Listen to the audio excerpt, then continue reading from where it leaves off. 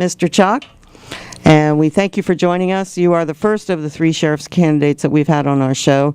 We kind of are letting everybody, all the other people like Ron Green and Herb, do their thing in advance of us so that we can kind of get an idea who everyone is. And, of course, with the debate last night, that helped a lot in getting to know you and what you're representing. So we welcome you and thank you for joining us. And I thank you and thank KFPZ for providing this information to the public. Absolutely. And we did stream on KPFC here last night as well. So we had listeners on KPFC, viewers online, plus the video will be played on Channel 8 too. So everybody's going to get a chance to know you as a candidate. Go ahead. Oh, my turn? I'm turning it over to, don't do Pete, that. the tax guy, Oh, no. because he's the one that took the notes and has the questions. Well, I got questions in my notes. I'm not Well, sure if first they're of all, legible. Bob, why don't you give us a very brief overview on your background and what you feel qualifies you to be sheriff? Well, quickly, I just want to let everybody know that I was born and raised in Lake County. I'm proud to be a 4th-generation Lake County resident. My wife and I have 3 children. We have 13 grandchildren. I've been a chief of police for 14 years. I served the city of Clear Lake for 25 years. Prior to that, I worked for the Lake County Sheriff's Office for close to 7 years. I'm also a graduate of the FBI National Academy in Quantico, Virginia, and have the highest training certificate in law enforcement awarded by the state of California. While I was a police chief, we had many programs to help reduce the crime rate. During that tenure, I cut the crime rate in Clear Lake by 65% and was awarded a certificate by the Attorney General's office for that drastic reduction in crime. I've done many programs in Clear Lake that benefited the community. I'm most proud of the volunteer program. During my tenure, we developed the program, the Clear Lake Community Patrol, and had 85 civilian volunteers working at no pay to provide a service to the city of Clear Lake. That's phenomenal and very awarding to the community. We had the Clear Lake Community Patrol that actually performed volunteer patrol services similar to the lines of a private security for the city of Clear Lake. They were the eyes and the ears for the Clear Lake Police Department. They were also very proactive in nighttime patrol and also available during the daytime for many different functions such as traffic control. They were actually responsible for notifying the Clear Lake Police Department when they'd found burglaries in progress. There was several times that occurred, and we were successful in apprehending the suspects. I was also the president of the Lake County Law Enforcement Chiefs Association for 13 years and served on the executive board for the Lake County Narcotics Task Force for 13 years. One addition to that, as monetary values are very important when you're in a management position, I also served the city of Clear Lake on a volunteer basis as the deputy city treasurer for 13 years. Cool. Nice background. I like that. So just to I know you don't know us very well. I'm relatively new to Lake County. I've only been up here almost 2 years now. Well, welcome. Well, thank you. I mean, again, I know I'm a newbie for at least the first 10 years up here, according to everyone else. But so I don't know a lot about you. I mean that as from a professional basis, obviously. So this interview or this discussion we're going to have today is really just, I don't know you. And I know a lot of people listening probably do, and maybe some of them don't. So I have no inclination, no biasness whatsoever towards you or any of the other candidates at this point, because I'm still learning everyone's position and their background within this community. So on that note, I do know that you own a local business. I do. And this is because you got to remember my background is I have my own accounting practice, so I go from taxation economic point of view. You've been in business for how long now? My current private business has been in operation for a little over 6.5 years. And in the interest of full disclosure, we did buy appliances from you when we bought our house. And we got a really good deal. Yeah, we did. So, are you incorporated? No, it is not. You're not. Okay, the only reason I asked that, and I'm not being nosy, is that when doing some research on you on the internet, one of the website said that you were incorporated. So that's why I just wanted to clarify that. It has nothing, and the website's not related to you by any means, so it's not you doing that. Out of curiosity, in your business mode, what is your mission statement, or what is your belief on how you treat your customers or how you operate your business? For any business to be successful, the number one priority has to be for providing a community service and a very well-designed service to the community, and particularly the customers, that will promote them to continue to do service with your business. So basically, customer service, customer service, customer service. And price matching. And price really matching. works. And we do have a price match guarantee, and I've often been asked how we do that. Well, if you're going to compete in business, no matter where you're at, you have to be very competitive and look at the other retailers that sell the same items and be competitive with them. Right, I know, it's especially with the big box stores. People can go down to Santa Rosa or whatever and try to get the best price and et cetera. So I think it's great that local business owners try to do what they can to at least keep the price range within reason for the local community. So, do you have success with that price matching? We do. Okay, let's stop the commercial now. No, it's not. I'm sorry. I have a different interview approach. I'm sorry. I see missed that. it. Well, just for a disclaimer, I'm not paying for this commercial. No, you're not. Well, we're already in enough trouble for advertising anyway. Yeah, we're always in trouble. But part of my question though is not, politics is politics, and no matter how anyone looks at the sheriff's position, it is an elected position. Therefore, it is politics. And I think your approach to business has a lot to do with how you approach politics and in an elected office. So that's why I kind of go down that road a little bit. So, do you have any other business interests or investments within the community here? I do hold interest in 11 rental properties that I own myself, and then there's an additional 5 rental properties that I'm in partnerships with. Cool. Real estate's always a good investment. I like that. All right. Let's see. We listened to the Ron Green show a little bit the other day here on KPFC, and we had a couple of, you made a couple of comments which, from a political point of view, I don't know if I necessarily agree with, so I'd like to get an opportunity for you to expand on some of your comments, to be fair here. One of them was that you're talking about the news releases that come out from the Sheriff's Department through Nixle. And you were stating that you felt that there were too many of these news releases and they were having a negative impact on the community and also on the image of Lake County from people who may want to come up here for some form of tourism.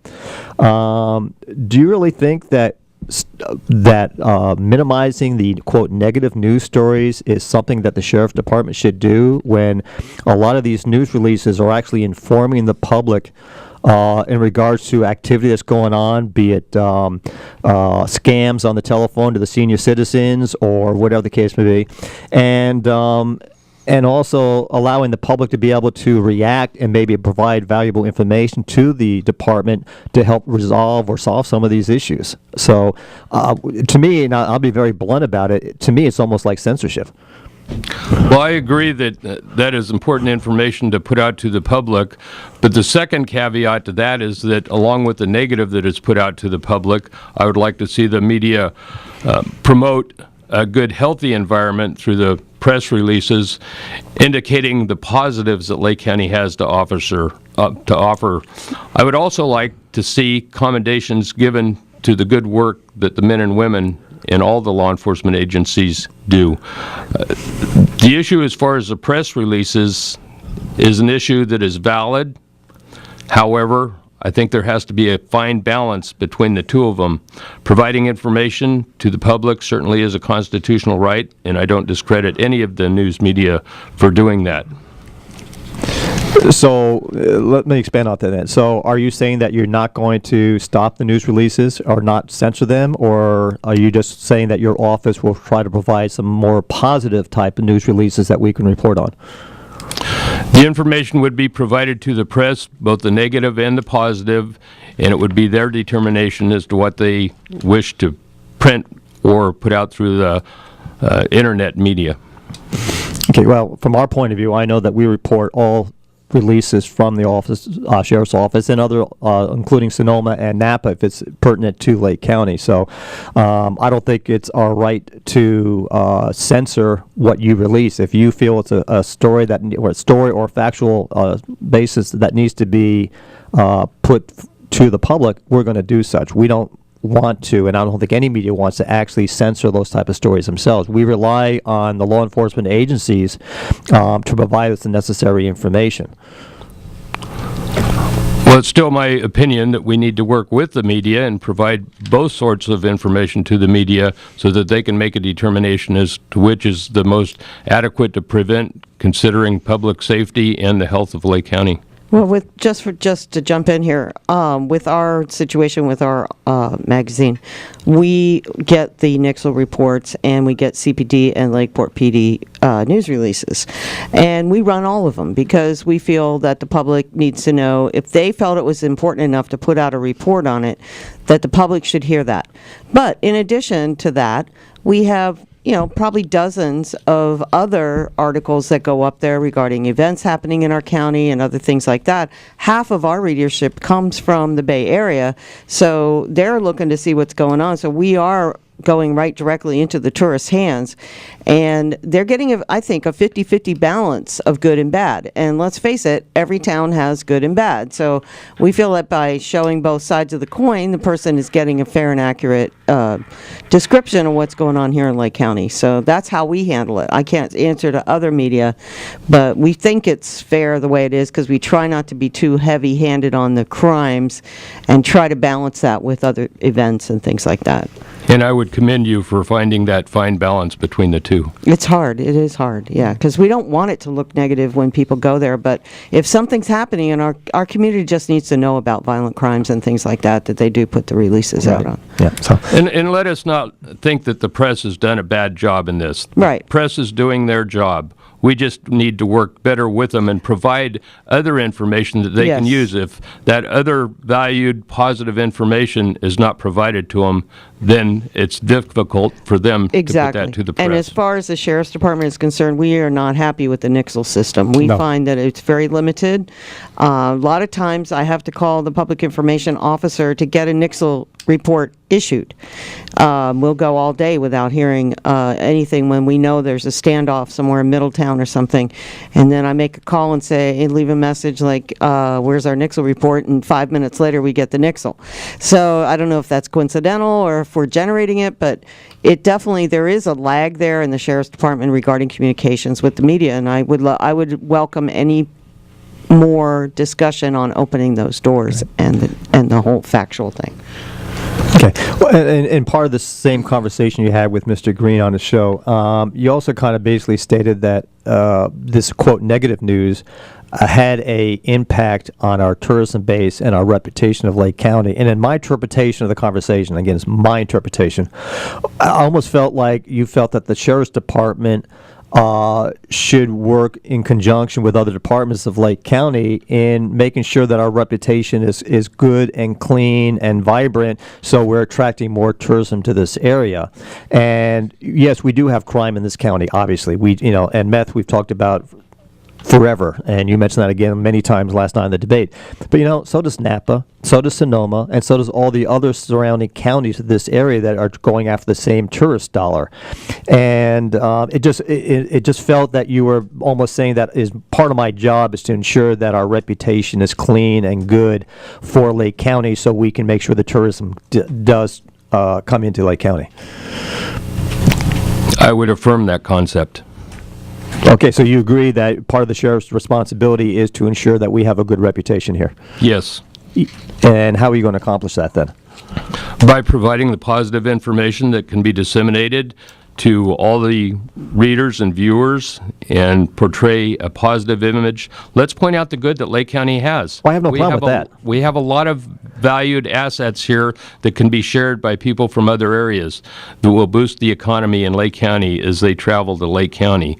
Not only will they spend their money on the restaurants, on the gas stations, perhaps the gift stores, and they will provide a better environment for all the economy throughout Lake County.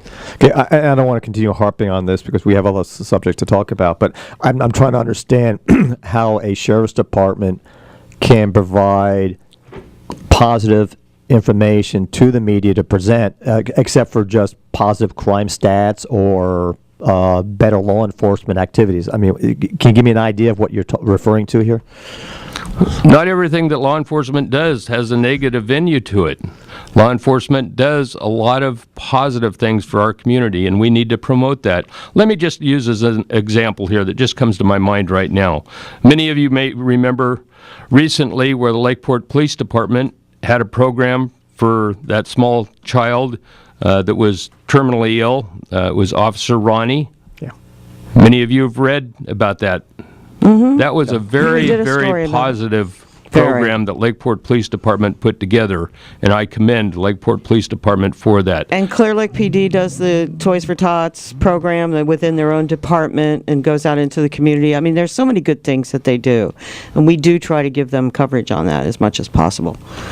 Yeah, I hear what you're Okay, saying. that's cool. That's very good. You know, when you're being interviewed, don't even just a one-on-one or on a public medium, it's sometimes hard to expand on your comments, and that's why I'm asking these questions because I was confused. I really thought that you wanted to censor the releases, that you were trying to do nothing but promote it. But what you're saying here makes sense now. That there are a lot of positive things that do go on in the county that law enforcement is involved in. You're absolutely right. So, And let's look at what we discussed a little bit as far as the economic benefit to the county. Is there anybody that doubts that the sheriff's office is underfunded? I believe everybody will agree with that. The funding for the sheriff's office comes from the county. If we can improve the economy of the county will receive more dividends, which can be used to augment the sheriff's department and many other departments in the county. My gosh, what about the potholes in the roads? Wouldn't we like to fix those also? well, that's a sore subject, isn't it? Yeah, don't Well, go there. kind of creates a bumpy road when you talk about it. Oh, I love your puns. Which reminds like me, I that. do have to mention that the city of Clear Lake will be having a workshop on Saturday from noon till 2 o'clock on the tax measure and the pothole situation to be discussed. Yes. So let everybody come out for that. I didn't want to forget that before the end of the day. Okay, fair Okay, so let's move on to another subject, Yep. Okay. please. The other comment you made during a discussion with Mr. Green that kind of took me off a bit, not ticked me off, but took me off my basis. Ron asked you a question about current staffing and force at the department, and you made a mention that you would possibly, or absolutely probably would replace the undersheriff. And you have a gentleman or a lady, that you wish to have that position filled, and you just didn't want to mention that person's name at that time. Ask why? I think it's improper at this point, since the election is so far off, to name a person who may possibly be the undersheriff. And along with that, I will also mention that from day one, when I announced, I wanted to have my staffing in place when I took over on day one. I think it's very important. It's no different than taking a road trip in your car. Before you take off, you want to make sure that your car is full of gas, the air pressure in the tires is correct, and the radiator is filled with water, so that as you take off and you start your forward movement, you don't have to stop to fill the air in the tires or to fill the gas tank. That was my objective in the very beginning of this. I wanted to hit the ground running. Now, I will also add to that there is nothing concrete about that. We have had discussions, and I will also say that I've had discussions with 2 other individuals that could be prospective undersheriffs. But at this point, I think that it's in the interest of the individuals that we not discuss their names. I don't want to jeopardize anybody's positions. Do you think if you get through the primary, that you will then disclose it after that point? I would disclose it prior to the final election. Okay, fair enough. Yeah, the only reason I bring this subject up is that in management, and that's exactly what the sheriff is top-level management, be it government-based or private enterprise, that you always surround yourself with good people. And I think that whomever you decide to bring with you into the office, if you're elected, is a representation of you individually. And if you do not disclose some of these individuals, the people may shy away from voting for you because we're not sure who and what personalities you may be bringing into that office. So knowing who these people are, I believe, will be beneficial to you because you're going to be relying on them to represent yourself in office. Right. Well, if he's doing it before the final election, Yeah. that's good enough for me. Right? Okay. Yeah. Next. You got any more? Go well, ahead. I got plenty here, so you go. Somebody wants to call in, but I wanted you to get to a point where you feel comfortable enough before. I have lots of questions, so let the callers call in too. They're All the right. audience. Well, you know who you are, so if you want to call in now, that's fine too. Okay. And just for everybody to know, the number to call is 263-3435. We are with candidate for Sheriff Bob Chalk and former Chief of Police at Clear Lake Police Department and local businessman. Okay. So, Okay. and we have a caller. Okay, good. Hello, you're on the air. Hello? You have a big echo too. If you can hear me, turn your radio down, please. Anyone there? Hello, hello. Goodbye, goodbye. Okay. One of the things during the debate last night, and it's kind of on the same subject, I guess, talking about the exposure, the visibility that the sheriff has in his capacity. We know how Sheriff Rivero is and how he deals with the public. He's literally available 24/7 by cell phone, and we can attest to that because we've had many conversations with him at all hours of the day and night. You, in your presentation or your response to those questions last night, basically stated that instead of being available via cell phone and whatever the case may be, you are going to actually have set office hours at the main office at the different substations during the course of the week. Do you feel that's better for the public to be able to contact you, or will you also be available via cell phone? I would also have a cell phone and be easily accessible to any of the media. I would also have staff available to contact me if it was something of any urgency that I needed to be contacted. So, and these office hours that you're thinking about doing, are they going to be like by appointment, or can people just walk off the street and chit-chat with you if you're available? They would be advertised hours that I would be there so that the public would know in advance and be able to schedule their time around my availability at the substations and also at the main office. Okay. Do you consider yourself a people person? I do. You handle one-on-one conversations if they're a little bit negative? Meaning, if someone come in with a complaint about an issue, you'd be able to deal with that in a one-on-one Yeah, like situation. yesterday, a woman confronted the sheriff about something that happened that she didn't think was right. Right. And, he was not happy with that, but it has to happen. It happens sometimes, people get upset. And Well, the sheriff has to be able to take the negative criticism as well as the positive criticism. Remember, you're the sheriff. You work for the people. I agree with you. I think every elected official works for the people. Unfortunately, not everyone agrees with that. That's okay. So, let's go to another thing that it really hasn't been in the news lately. It only was the news during the time of a contract being approved by the Board of Supervisors. Aramark right now provides all of the meals to the county jail, and they come from way down south of the state, and they're trucked in all the time. And the current sheriff's department felt that it was more cost efficient, I believe, in doing that. Do you have any comments or opinions? Would you change that if you got into office, if you could cancel the contract? I would have to review the contract and also review the performance that is being done by that contract. It would be my preference that we do service with local vendors. They have a kitchen set up there. They have the availability to hire staff as it was done in the past.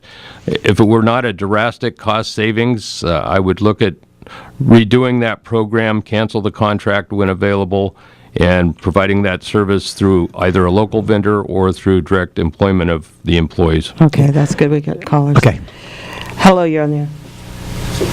Yes, I was wondering if you was elected sheriff, you know about the city of Clear Lake and the issues that we are having here with our police department as regards to funding. They've taken 2/3 of the full general funding for the city of Clear Lake. So it has been proposed that maybe we should contract out to the sheriff to come in and do our policing here, and it probably could cost the city of Clear Lake 1/3 of the budget, because we won't need a police chief and all the lieutenants and sergeants. And I could use the current building where the police is to be a substation. And I want to get what's your take on that, and how do you feel about that, and how would you handle it? I think that would be a drastic mistake to do. First of all, you have to understand the funding source for the police department. That is a dedicated funding source by law. So if that was going to be transferred to a contract under the sheriff's department, that funding would also have to follow. So you would have no net gain in that. Local areas such as the cities are better served by their local police department than they are the sheriff's department. You have to look at what the turnover in employees are for the sheriff's department and where those employees would want to work. Typically, assignments are given by seniority, so your likelihood of the same employees being retained in the same area is a lot less likely. Okay, Thank you. thank you. All righty, and we have another caller. Hello, you're on the air. Thank you very much. You're welcome. I just have 4 questions for Mr. Chalk. 4? Try to be as brief as you I can, will, please. and I could take them off the air. Last night Oh, shoot. I just cut her off. That was not done on purpose. Sorry, if you could call back, please, caller. I just totally cut you off when I was answering the other line. Okay, we'll move on to the other line. Hello, you're on the air. Hello. Hello. I want to first of all say that I have been a resident of Lake County. More than 20 years ago, I worked here for 10 years in the city of Clear Lake, lived there.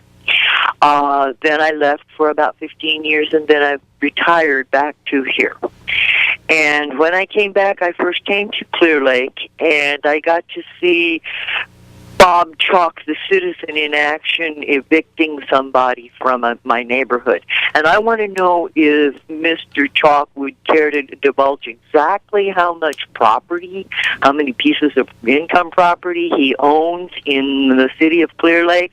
And I'd like for him to answer the question, how come you didn't feel like it was a abuse of privilege, knowing what you know about people, to acquire those properties, you know, from people that are going to be in trouble and need to sell low and that kind of thing. If you don't like, if there isn't a little bit of conflict of interest there.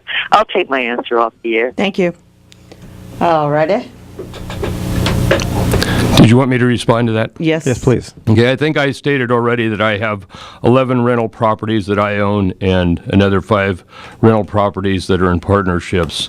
I think there's some misinformation out there, and I've been plagued many times by people that have said that I was having houses red tagged and then buying them. First of all this information is easily accessible through public records. Anybody could go to the assessor's office at the courthouse and get the information as to what I own. So with that said, it is time again to clear the air as far as my red tagging houses or having houses red tagged and purchasing them. If anybody can locate any information that shows any validity to that and provide that, I will withdraw from this sheriff's candidacy race. I go one step farther. I also publicly invite the local medias to investigate any and all of those allegations and make public their findings. Okay. Very Fair good. You know, enough. it's funny. I heard these rumors, and I did not want to address those because they're rumors, right. and I had no factual basis. And we try not to propagate rumors. Exactly. So I appreciate your response. Okay, so we do have the other caller, Okay. I believe, is back. Hello, you're on the air? Hi, thank you. Oh, sorry about that. Oh, no problem. I'm out of it this morning, hitting So, right. Mr. Chalk, I just have some, I'll take my answers off the air. One question is that if you become sheriff, are you going to continue the profiling with law enforcement on Highway 20 coming in and out of the county.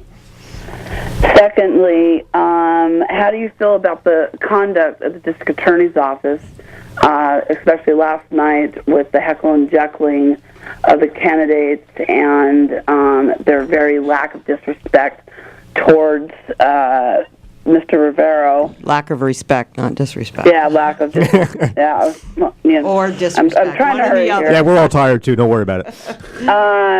And then I didn't care for the comment that you made about the medical marijuana card. You said that anybody go to Upper Lake if your underwear was tight or whatever you made. Well, Doc Hopkins is not in Upper Lake, and that is simply not true. I felt that was unwarranted. That comment. And I have to bring up again too on Ron Green's show. You yourself brought up about the undersheriff, that you have somebody you've been talking to. If you do not want to talk about that on who your candidate is going to be, why bring it up and put it out there on Front Street when you're not going to talk about it? You should have never been brought to this forum if you don't want to discuss it at this time. Should have just left it and not talked about it. Now everybody's going to want to know. So Okay, I will well, take my questions off the air. He did Thank say you. he will disclose it before the November election if he gets through the primary, so. All right, thank you. All right, Thank thank you. you. Bye. We do have another call. Okay. Well, you I'll- guys to respond. Yes. Yes. Go ahead. I'll answer all four of these questions in the order that they were received. Number one, would I continue profiling along Highway 20?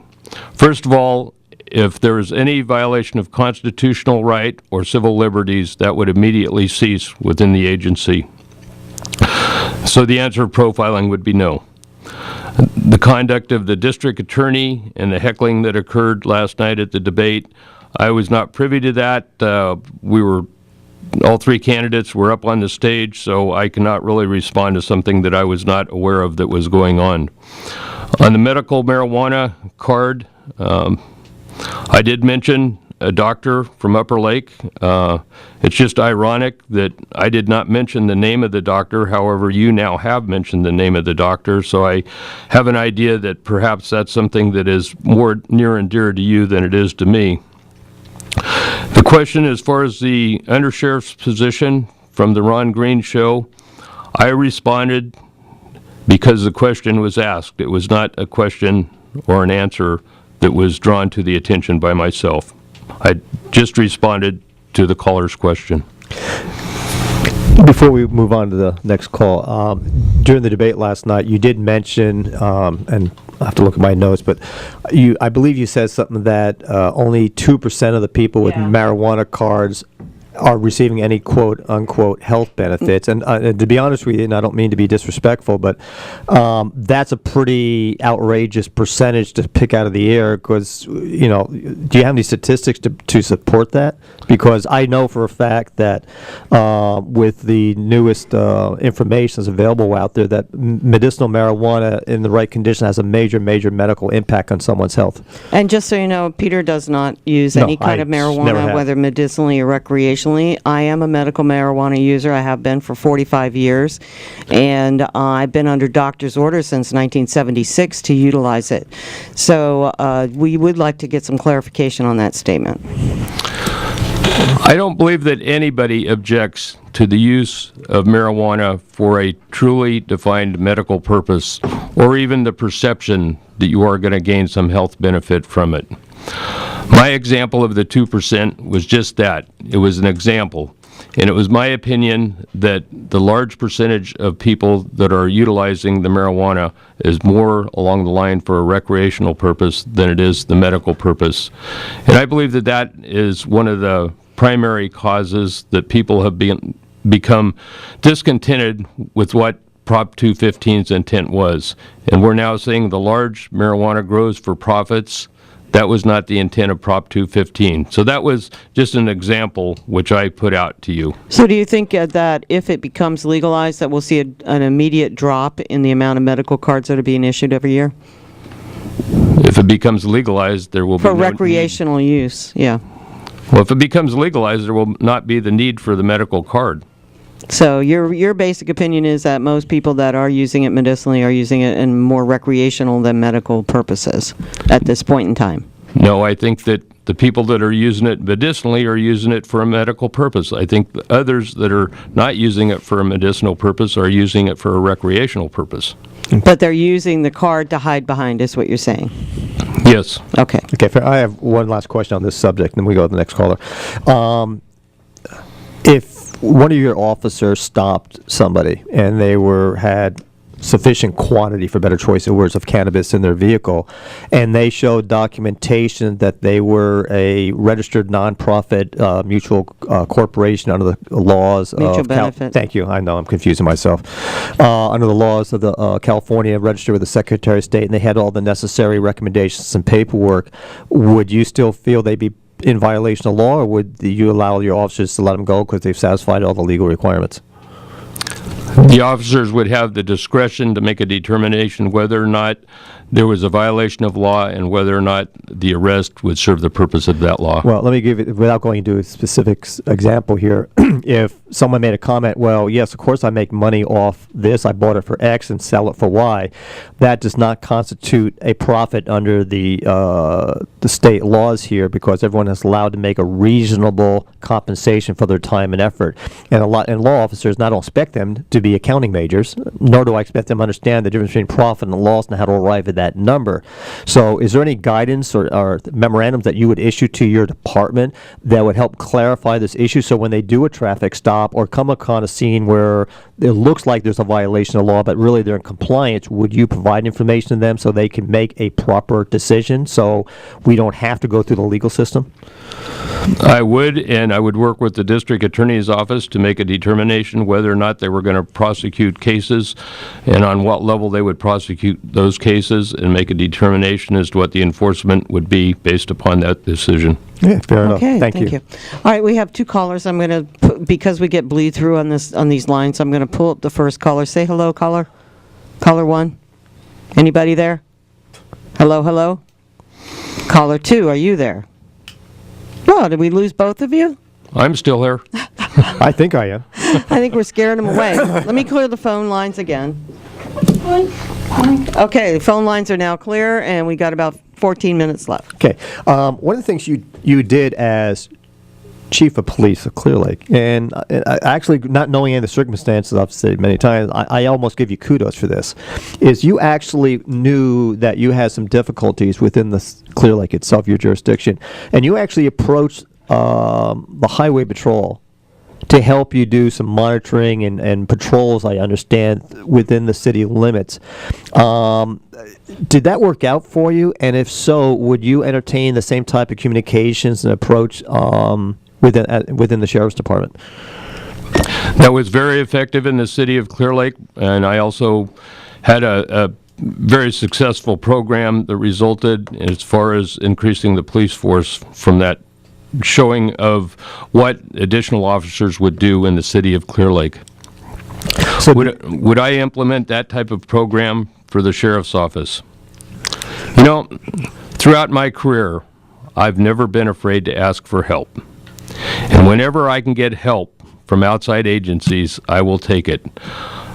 I don't believe that the Highway Patrol would be the proper agency to request that type of assistance, given the rural area that the Sheriff's Office has a geographical duty to respond to.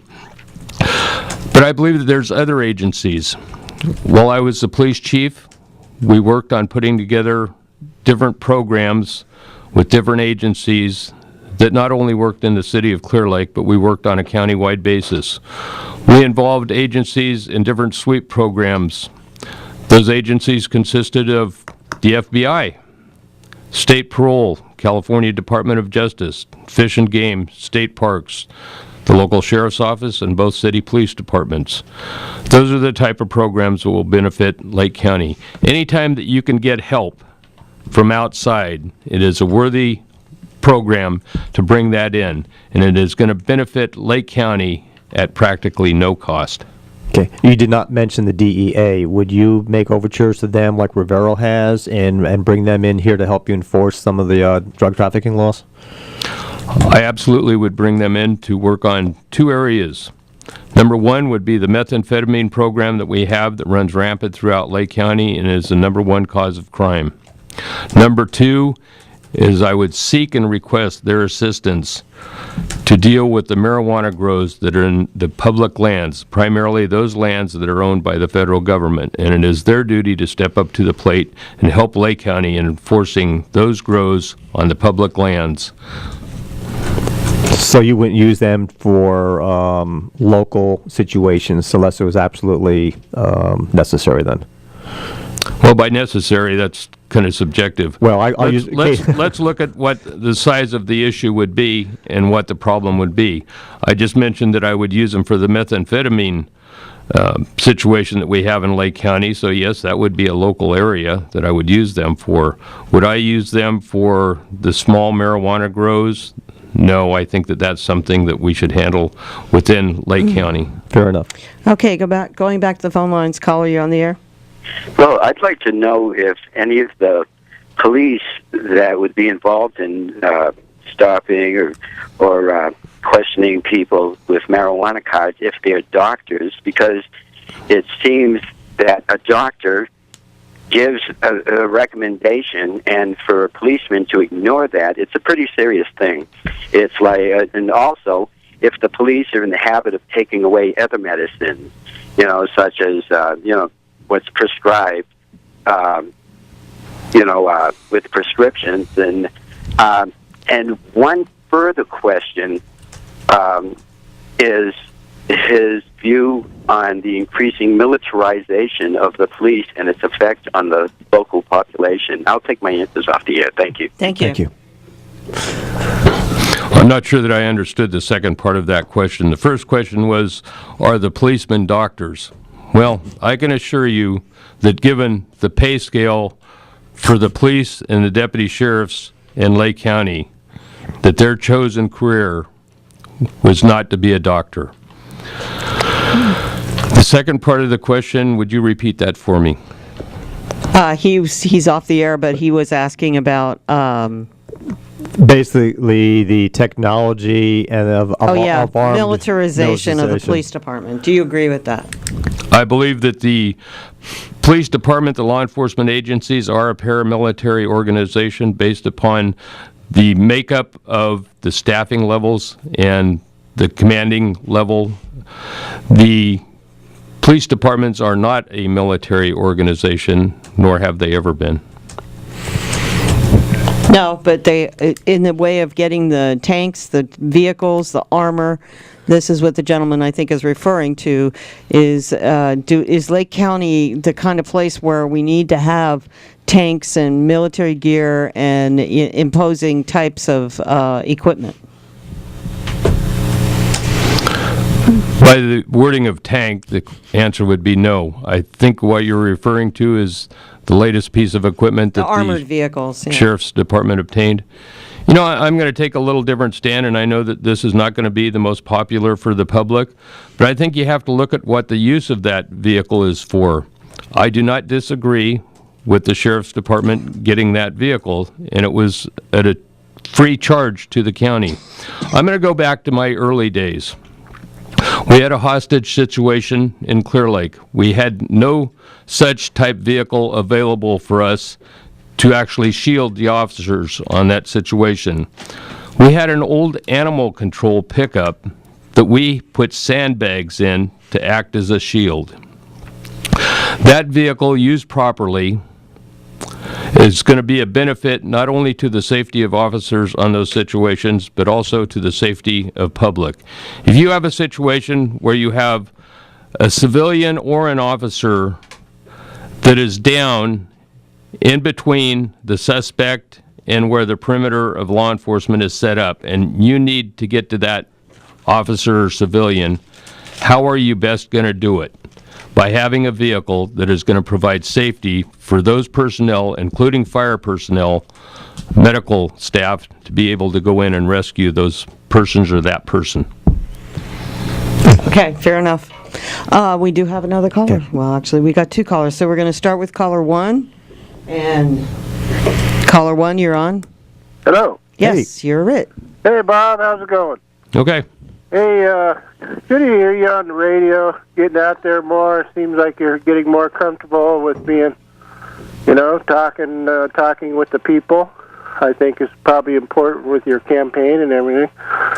But, I have a lot of respect for you because, you were born and raised in Lake County.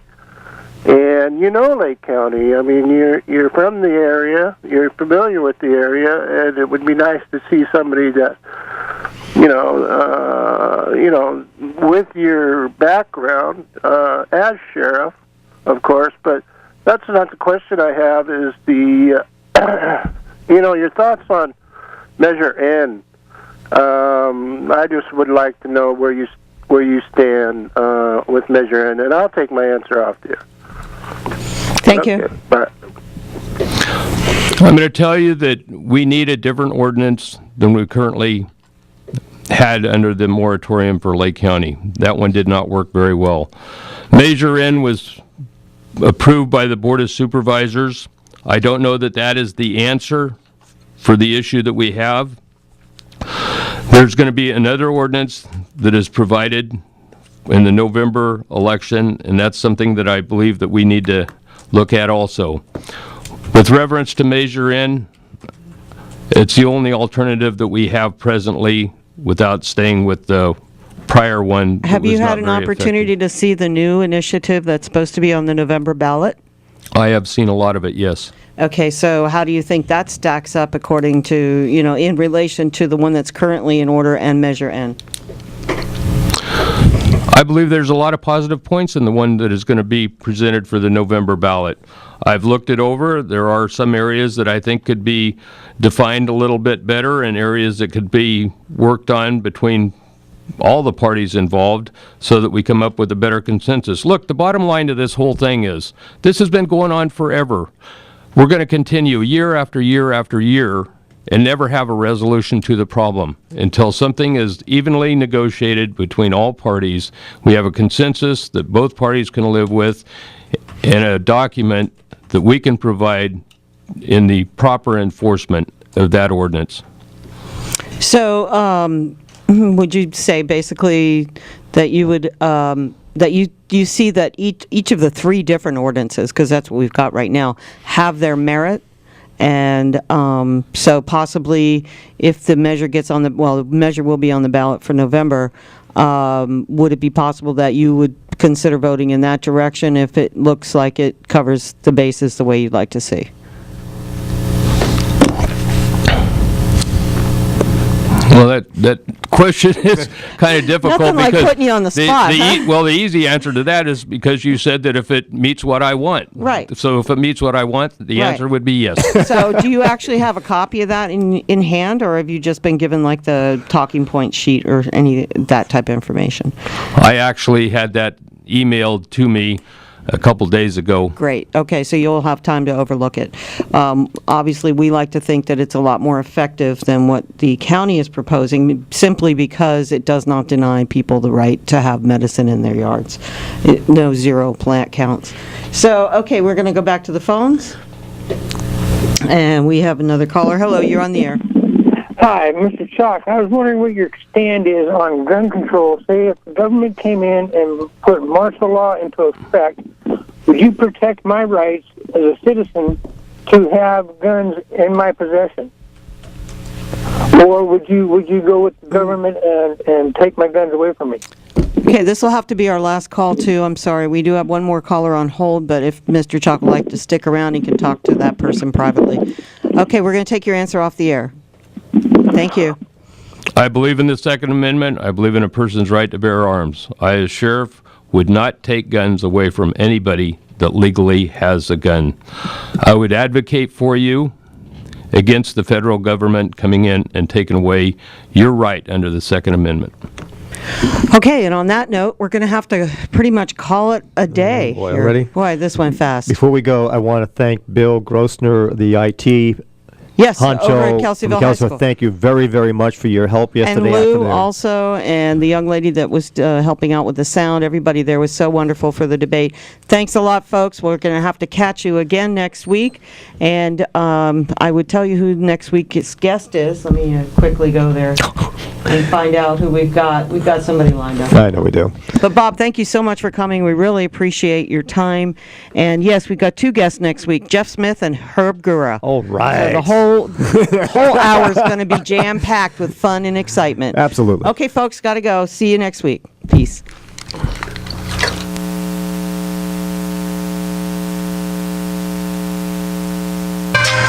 Are you ready for some reggae music? We at KPFZ would like to invite everyone to Fire in the Barn, going down on May 3rd at Hippie Joe's Old Van Ranch in Upper Lake.